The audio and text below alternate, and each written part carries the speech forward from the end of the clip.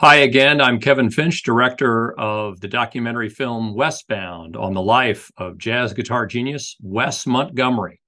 And today we're going deep into our discussion to look at the history of the place that really launched the career of Wes Montgomery. And that is a little strip of land known as Indiana Avenue in downtown Indianapolis. And so the person who really knows the territory and can tell the story did so in a book she wrote. Her name is Aleta Hodge, and I'm just checking. The book was called Indiana Avenue: Life and Musical Journey from 1915 to 2015.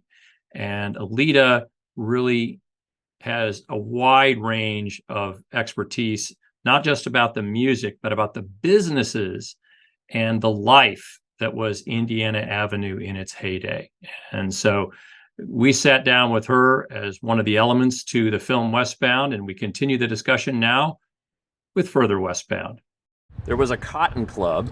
Obviously, there was one in New York. Yeah, the Cotton Club, the Sunset Club. There was another one that had another name it's actually the only one that's still standing, that's right at the corner of Indiana Avenue and Vermont Street.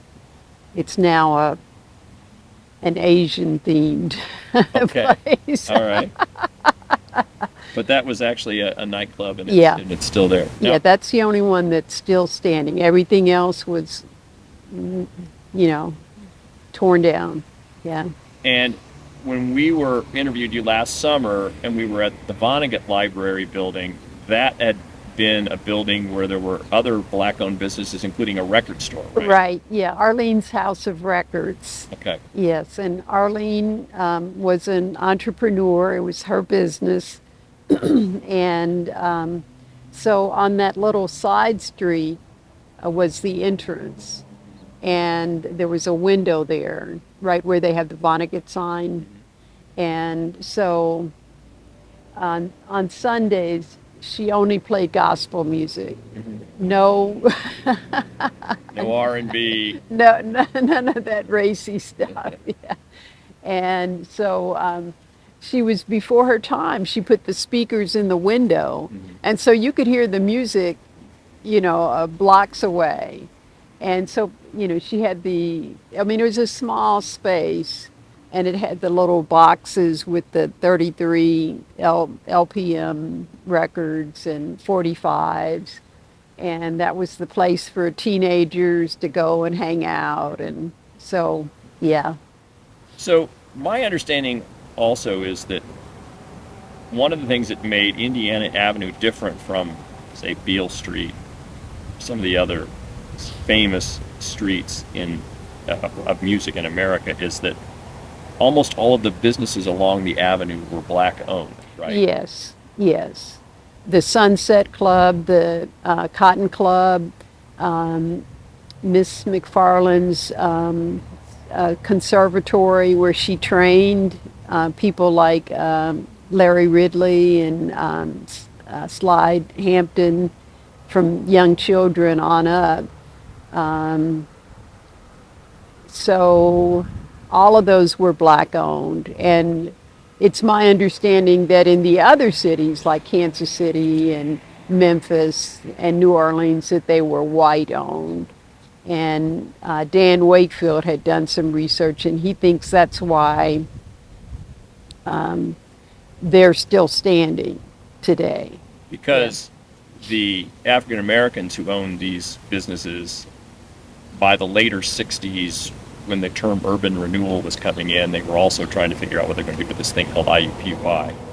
Didn't have the political clout to hold off the wrecking ball in some of these cases. Right. And then, some of them were threatened in some way, shape, or form. There were some fires in some of the clubs. The people were threatened. They would lose their liquor license. Various threats, and they were determined to just mold the whole place down and get rid of these unsightly buildings, which many of them were.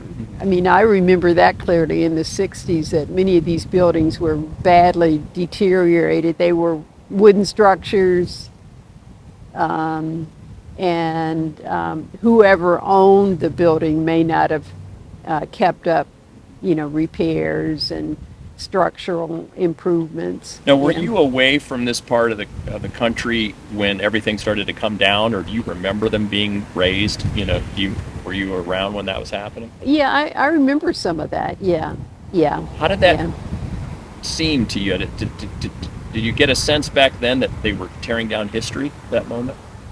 No, not at that time. I was a kid, Sure. so, I wasn't paying attention. But, I just remember my parents having conversations and, wondering what's going to happen to the avenue. And, people keep thinking that it was, an entertainment center. It was, but most importantly, it was a center of commerce. It was a thriving place because it was segregated. Originally, you couldn't go down and shop in the white department store.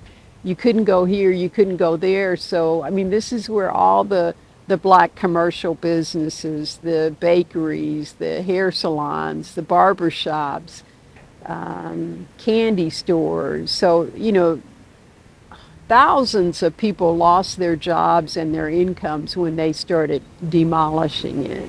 Yeah. And that's very valid. And I'm so glad you brought that up, because that's a great point.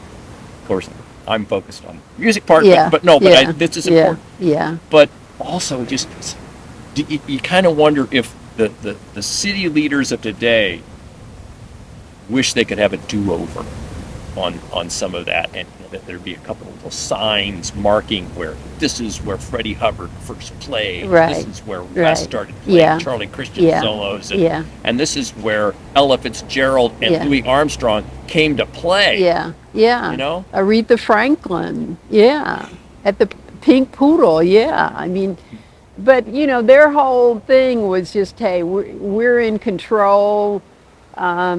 In the book, The Color of Law, it was legal for the federal, state, and local government to take land that they had deemed redlined and convert it to whatever they needed, but they didn't even have a plan of what they were going to replace it with. That's the most devastating thing, that they didn't have a plan, and they sat vacant for years, or parking lots that weren't even used.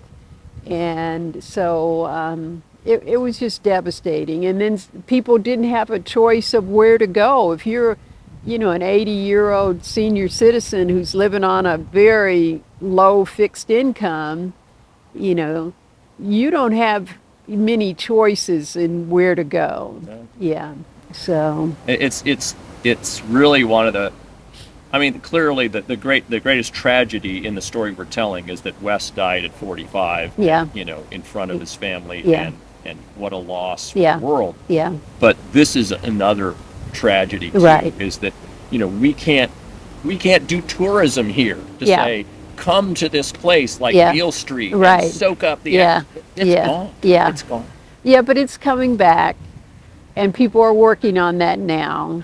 I'm not involved in that, but I know people are working on that, and they definitely want to include African American contributions, restaurants, themed areas, and music. Well, so, I hope that happens. I'd love to see it.